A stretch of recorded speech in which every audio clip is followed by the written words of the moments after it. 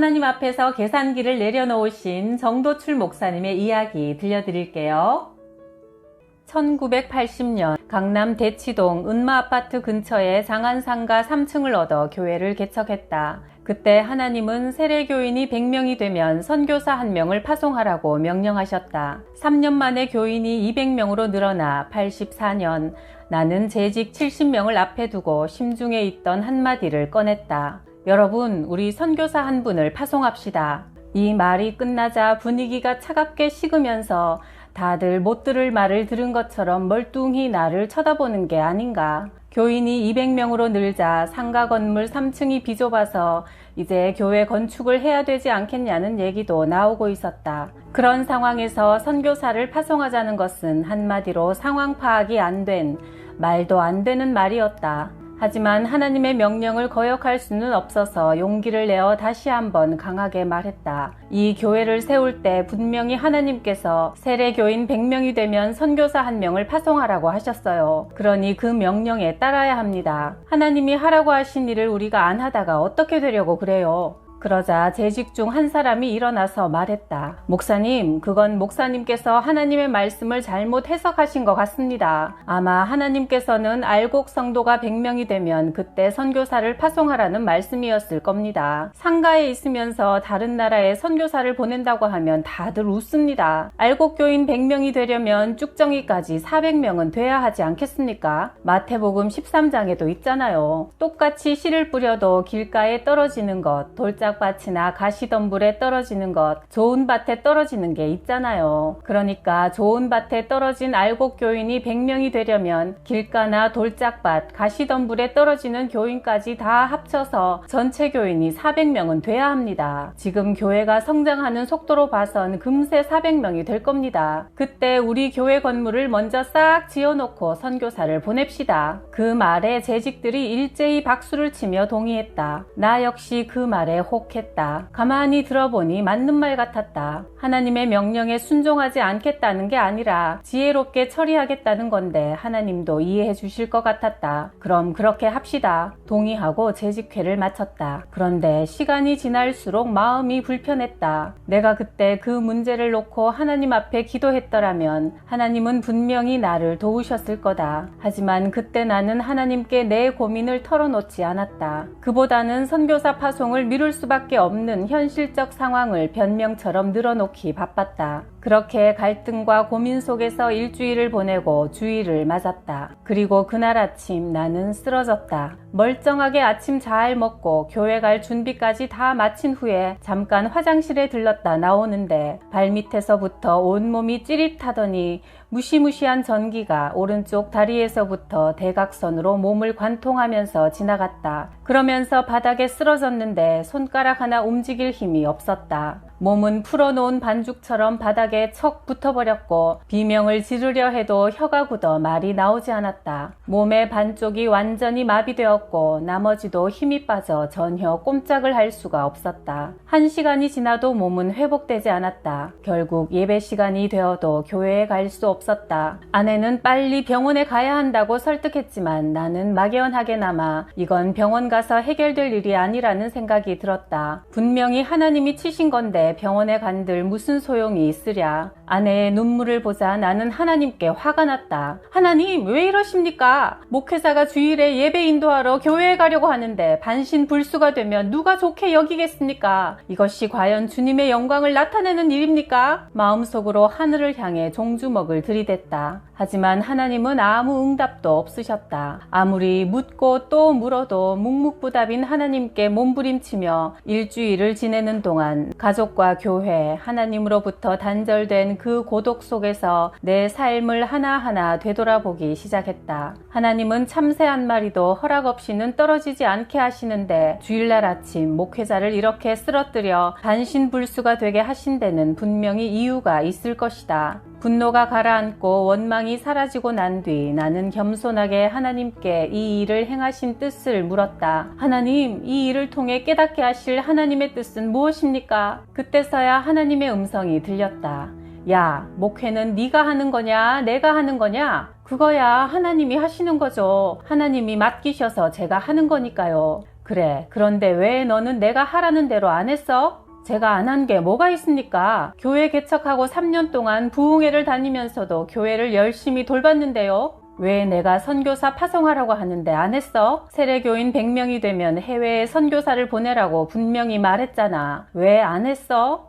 마지막 왜 안 했어? 라는 주님의 음성이 어찌나 쓸쓸하던지 가슴이 미어지는 것 같았다. 나의 불순종이 하나님보다 사람을, 나를 더 생각했던 나의 얄팍한 믿음이 하나님을 슬프게 한 것이다. 그때 내 기도가 생각났다. 하나님의 도구로 사용해 주옵소서. 하나님의 종으로 살겠습니다. 이 기도에 응답하신 하나님은 나를 목회자로 부흥사로 일하게 하셨고 세계 선교를 향한 큰 계획 중에 나를 포함시켜 주셨는데 내 삶을 내가 정하고 하나님과 타협하려고 했다. 종이 주인이 되겠다고 한 것이고 도구가 자신의 쓰임새를 스스로 정하겠다고 나선 꼴이었다. 내 몸을 치심으로 나의 영적 상태를 보여주신 하나님의 나를 향한 안타까움이 생생하게 느껴졌다. 왜 안 했어? 그게 한국교회가 앞으로 할 일을 보여줄 상징적인 사역인데 왜 안 했어? 이 상가교회가 세계 선교를 한다고 하면 다른 교회들이 가만히 있겠니? 그 영향력이 얼마나 크겠니? 그렇게 선한 영향력을 펼치게 하려고 이 귀한 일을 너에게 맡겼는데 왜 안 했니? 하나님은 되뇌시며 계속 가슴 아파하셨다. 그 마음이 전해져 오자 나는 아무 말도 할 수 없었다. 하나님, 잘못했습니다. 한 번만 살려주세요. 제발 한 번만 더 기회를 주시면 이제는 두말하지 않고 순종하겠습니다. 사람 눈치 보지 않고 인간적인 계산하지 않고 주님 말씀에만 순종하겠습니다. 날마다 순간마다 나는 이 기도만 반복했다. 반드시 다시 일어서서 하나님이 하라고 하신 일을 해야만 했다. 하나님의 침묵 가운데 2주째로 접어들었다. 오직 내 기도는 한 번 더 기회를 달라는 것이었다. 보름이 지나도 연락이 없자 교회 집사님들이 병문안을 왔다. 그런데 내가 몸을 일으키지도 못한 채 흰 눈동자만 굴리고 있는 걸 보고는 다들 당황하여 급히 자리를 떠났다. 그리고는 다시는 찾아오지도 않고 연락도 없었다. 아마도 내 목회 인생은 끝났다고 생각했던 모양이다. 나는 계속 기도에만 매달렸다. 하지만 3주가 다 되도록 몸을 움직이기는커녕 말 한마디도 제대로 나오지 않았다. 그래도 포기하지 않고 기도하며 혼자 사투를 벌였다. 그렇게 3주째를 맞이한 수요일 아침 발가락이 움직였다. 얼굴이 벌게지도록 용을 써도 남의 다리처럼 꼼짝도 않던 것이 움직인 것이다. 너무 신기해서 다리를 당겨보니 다리가 일으켜졌다. 몸을 세워 자리에서 일어나 발을 떼보니 놀랍게도 걸음이 걸어졌다. 한 발짝 발을 내딛는데 어찌나 감격스럽던지 눈물이 왈칵 쏟아졌다. 하나님 감사합니다. 다시 기회를 주셔서 감사합니다.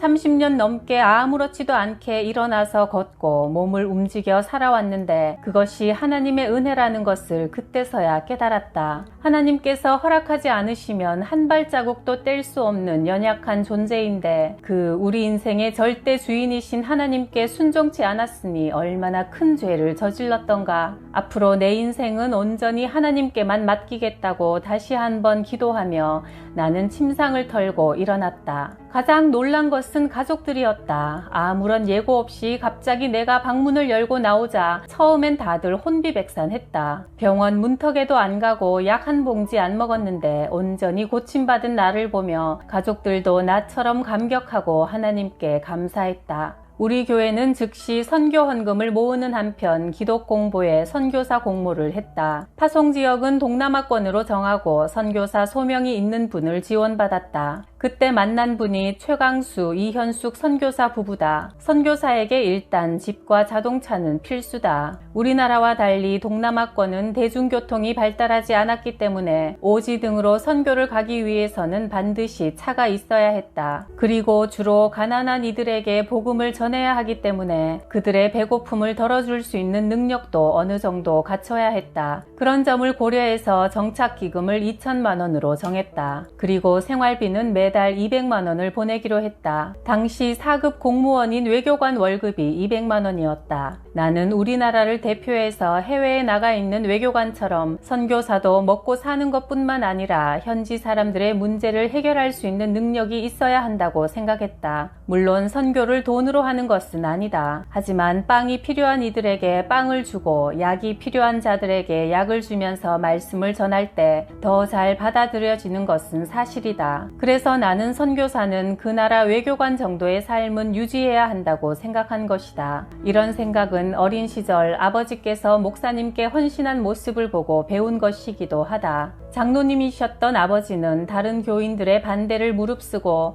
목사님의 사례비를 다른 교회의 3배로 들이셨다. 그 결과 목사님은 정말 목숨 걸고 목회에만 전념하셨다. 물론 사례비를 많이 들여서 목사님이 열정적으로 목회를 하신 건 아니지만 먹고 사는 문제가 해결될 때 사역자는 영혼 구원에만 관심을 집중할 수 있다는 걸 체험적으로 배웠다. 그래서 선교비를 넉넉하게 책정한 것이다. 84년 당시 200만 원은 결코 적은 돈이 아니었다. 우리 교회의 한 달 살림 규모가 800만 원이었는데 선교 헌금은 따로 작정하고 별도로 관리했다. 우리는 돈이 없으면 대출을 받거나 빌릴 수도 있지만 선교사는 타지에서 도와줄 사람이 없기 때문에 매달 약속한 금액을 틀림없이 보내야 했다. 그래서 매달 하나님께 절실하게 매달렸고 하나님은 항상 선교비를 채워주셨다. 선교비 봉투는 마르지 않는 화수분이었다. 교회 살림이 어려워져 쪼들려도 선교비가 부족해서 못 보낸 적은 없었으니 얼마나 감사한가. 누구를 통해서라도 매달 200만 원이 채워졌다. 처음엔 목사가 완전히 미쳤다고 손가락질도 많이 당했다. 예배 처소도 제대로 마련하지 못하고 상가에 들어가 있는 교회에서 선교사를 파송한다고 하니